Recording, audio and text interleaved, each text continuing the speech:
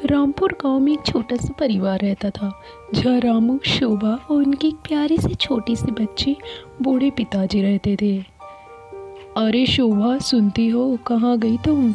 लगता है इस बार की खेती कुछ अच्छी नहीं होगी। तुम जितना हो सके अपना हाथ खींच के कर चलना, क्योंकि हमारे घर की कंडीशन कुछ ठीक नहीं है। सुन रही हो ना तुम? और एक बात और, ये सारी बातें पिताजी और बच्चों को पता नहीं चलना चाहिए, क्योंकि वो बेकार में हमारी बातों का टेंशन ले लेंगे। समझ गई ना? और तुम अपना भी ध्यान रखा करो, बहुत टेंशन लेती हो। हाँ हाँ जी, आप टेंशन ना लें। मैंने कुछ सेविंग जोड़ के रखी है, क्योंकि हमारे बुरे वक्त भी यही काम आएगा ना। आप शहर जाएं और कुछ दवाइयाँ ले आएं, ताकि प्याज की खेती डाल सकें और खेती इस बार अच्छी हो सके। मैंने कुछ पैसे भी बचा रखे हैं, क्योंकि मेरी सिलाई के इतने पैसे नहीं हो पाते थे, इसीलिए। रामू इतनी बातें बोल करके खेत की तरफ चला जाता है। खेतों की तरफ बढ़ता है और देखता है, लगता है रामू की खेती इस बार ज़्यादा अच्छी होगी। शहर से दवाई लेने गया है। पिताजी आप चले जाएं, आराम करें, जब तक मैं खेत जोत लूँगा। ऐसा कहने के बाद रामू अपनी खेतों में जुताई चालू कर देता है और दवाइयों का छिड़काव कर देता है।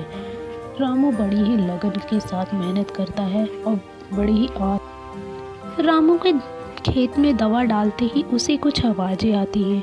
उसे ऐसा महसूस होता है जैसे उसको कोई रामू रामू पुकार रहा है।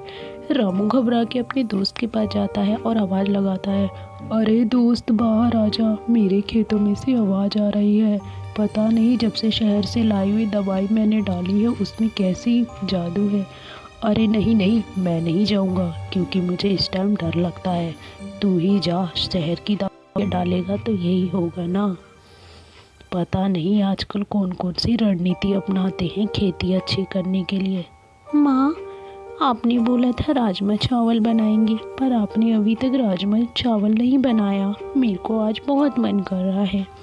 ठीक है बेटा, मैं पापा से पूछ के बना दूंगी। तेरे पापा प्याज लाएंगे खेतों से, तभी तो बनेगा ना राजमा और चावल। पर आज मैं बना देती हूँ, तुम रो मत। पर एक बात का ध्यान रहे, पढ़ाई में ध्यान जरूर लगाया करो।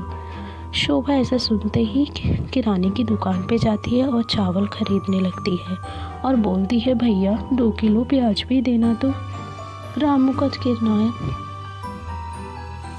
रामू अपने पूरे परिवार को सारी कहानी बता देता है और अपने परिवार वालों को बोलता है वो जादुई प्याज है, वो मेरे से बातें करते हैं। वही जादुई प्याज शोभा को ला करके देता है। शोभा जाती है किराने वाले के पास और बोलती है, अरे भैया मुझे 2 किलो चावल देना, मेरे को आज राजमा चावल बनाने हैं, क्योंकि मेरे बच्चे और पति ने बोला है। आप थोड़ा जल्दी कर दीजिए, क्योंकि मुझे बहुत जाने में लेट हो जाएगा, क्योंकि शाम भी होने वाली है। और शोभा ऐसे बोलने के बाद अपनी किचन की ओर चली जाती है। वहाँ देखती है प्याज उससे बातें करते हैं। प्लेट में रखी प्याज बोलते हैं, शोभा शोभा। शोभा बोलती है, अगर तुम जादुई प्याज हो तो तुम मुझे अच्छा घर और अच्छी सुख सुविधा दे सकती हो क्या? जादुई प्याज बोलते हैं, हाँ हाँ ज़रूर।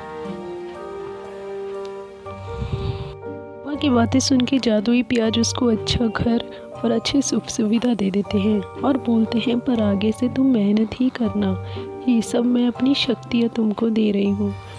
रामू और शोभा विश्वास नहीं कर पाते, उनके खेतों में जादुई प्याज हो गए हैं और वे अपनी ज़िंदगी खुशी खुशी जीने लगते हैं, पर मेहनत पे भी